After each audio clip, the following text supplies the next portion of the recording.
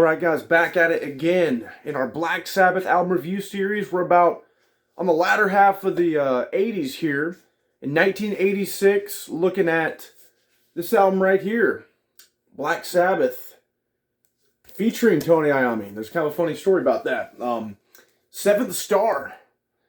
And man, so pretty much what happened here was Tony Iommi was going to be making him a solo album, right? And so he got Glenn Hughes, who appears on here on vocals, formerly of Deep Purple. We got Eric Singer, who on drums, who's an awesome drummer. He was in Badlands, he's in Kiss now, has been for several years, and then Jeff Nichols on keyboards, who's done it for Sabbath for a long time now.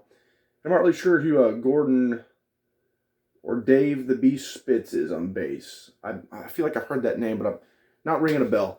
But yeah, he was going to make a solo album pretty much, but the record labels didn't think he would sell. So they slapped that Black Sabbath tag on there, and boom, we got a Black Sabbath album. And of course, Glenn Hughes wouldn't really like that. He was like, "Whoa, okay, I don't really want to tour with this," and it felt like a big shoes to fill fronting Black Sabbath. So he would end up leaving pretty quick, not stay in the band very long at all. But with that being said, we have a very different, very unique album. We've kind of had those scattered in the 80s thus far, with Born Again sounding like totally different. And it's kind of the same thing here. I'll say that the production's really solid. It's got that kind of classic 80s production. It's a little poppier than probably the most commercial sounding Black Sabbath album ever, in my opinion. But that's not necessarily a bad thing. It's also probably the Black Sabbath album that sounds the least like Sabbath overall.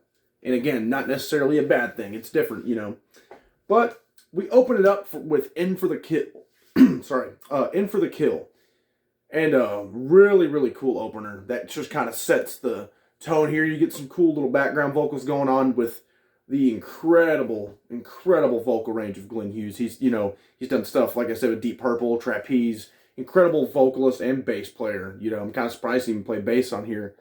But I guess he just wanted to take the helm with vocals. But yeah, just incredible vocals. He's got some, such a high range, and he's still killing it out there today.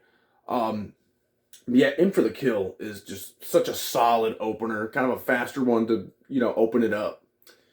Then we got No Stranger to Love, the really, kind of power ballad off here. And that one may turn a lot of people away. That seems to be the one most people know this album for, whether it be for, good or bad. But, for what it is, I really love this song. It's a really powerful ballad, has a hell of a solo.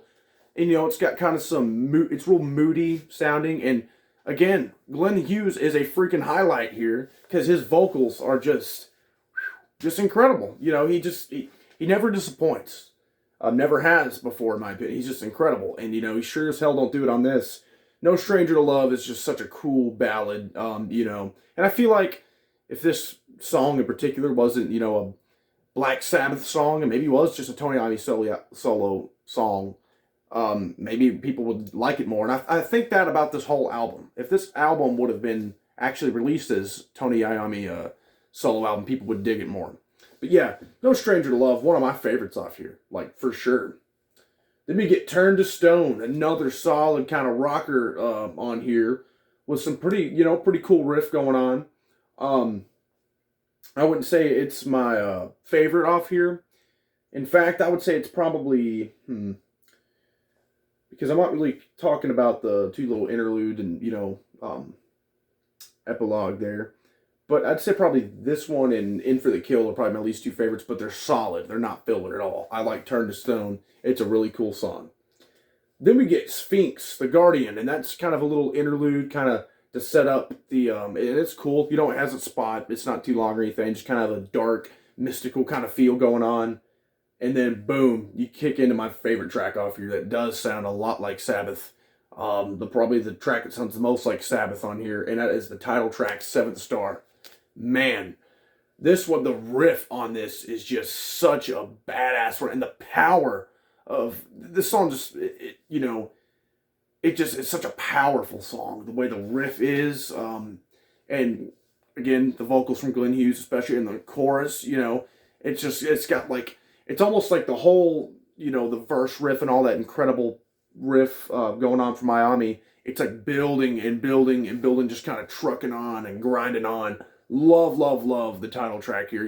If you've only heard maybe No Stranger to Love and are turned completely away by this album, at least give the title track a chance, man, because I'm telling you, it is just, oh man, it's incredible.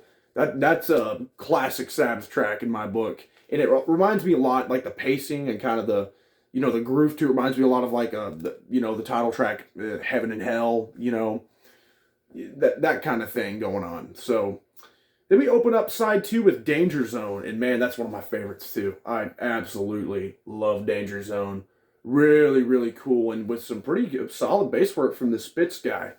Which again, I feel like if I look it up, maybe I'll recall him. I don't know though. I'm not really sure. If you guys know who he is in the comments, let me know. I mean, he's apparently notable enough to be called the Beast Spitz, Dave the Beast Spitz. But like I said, I don't think I've heard anything with him on it. But yeah, Danger Zone, such a solid song. You get just this really, really good falsetto at one point from Hughes there, and it's just such a cool one. And also, I want to. Before I forget to mention it again, I already talked about Eric Singer a little bit, but the power of the drums on this album, man, it's like, it's kind of right behind like the power and drums of like Vinny Appice. So it seems like Sabbath have kind of found that. They're like, oh, we want like the powerful drum sound that they kind of found with Vinny Appice. And then even Bill Ward kind of mimicked on Born Again. And now Eric Singer, of course, that's just how he drums, period. So he brings that to the table, and it's awesome on tracks like Danger Zone, In for the Kill, these kind of faster songs. So love Danger Zone. Then we get the bluesy, Heart Like a Wheel. Probably the longest track on here, I think. And man, that's a classic Sabbath one too for me. It's like such a blues one. And man, some of the best freaking just insane noodling here from Iami on guitar. Like, it's like the improv blues at its finest. I'm talking, it's just like, it just baffles me when you hear it. It'll just take your breath away. It's like, whoa, he's just tearing it down and going to town here. And it's like, it's just all over the place, but in a good way. And then, and even though it's all over the place, it somehow is like, fits perfectly with the song and the groove going on here. So Heart Like a Wheel is definitely up there. It's one of my favorites too. Then we get Angry Heart, which has got to probably be maybe my second or third favorite. Oh, that chorus is just like the hookiest freaking thing. I mean, man, that's probably the hookiest chorus on here to me. I'm surprised that one wasn't a bigger hit off here. It's such a, oh man, just such a good groove to it. Solid song. Angry Heart's up there for me. That's definitely an underrated deep cut off here. Like this album is, this album is pretty much a deep cut in of itself. But then we close it out with kind of an epilogue here with some really kind of soft, kind of a softer acoustic type ballad here. It's like a minute or two, In Memory, and it's a really cool ending to the song, very fitting ending. But yeah, guys, we got this is a really kind of a shorter album, like 34 minutes, I think, something like that. But it delivers for me, Like I said, it doesn't sound like the Sabbath we know, probably the album in their discography that sounds the least like Sabbath. But if you just take this for what it is, it's a great freaking album. Like, I really do dig this thing. And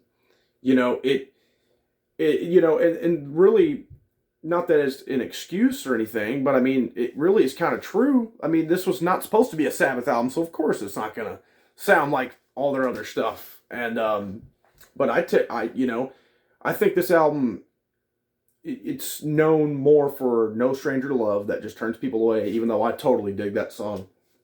And so they think the whole album's going to be kind of this poppy, ballady type thing. But, man, it's got some pretty heavy tracks on here, like Danger Zone and Seventh Star. And, Turn to Stone, stuff like that. So I think people should definitely give it a listen if you haven't. And, next time, we're going through another lineup change. In the 80s and 90s, this stuff is crazy with Sabbath, They didn't really have that consistent, long time, singer or really lineup in general. So next time, of course, we're going to get the first album with Tony Martin. And man, he doesn't get a lot of love either. But, I'll let you guys know what I think about that next time coming up whenever I review The Eternal Idol. I'm super hyped about that. Really cool album cover on that one too. I just love you know, it'll be fun to talk about this little era because Tony Martin really was in Sabbath for quite a lot. Like, he would be the next kind of consistent singer. So it'll be kind of fun delving into that era that doesn't get a lot of love. But with that being said, guys, let me know what you think about this, yet again, a controversial album in the Sabbath discography. And, you know, let me know, like, what some of your guys' favorite tracks are. If you guys just flat out hate this thing, you know, I get it. But stay tuned, guys. We've got the we're almost out of the 80s. I think we got, what, 2 more 80s albums, and we'll be hopping into Sabbath of the 90s. So stay tuned. Eternal Idol will be that next review. Thanks, guys.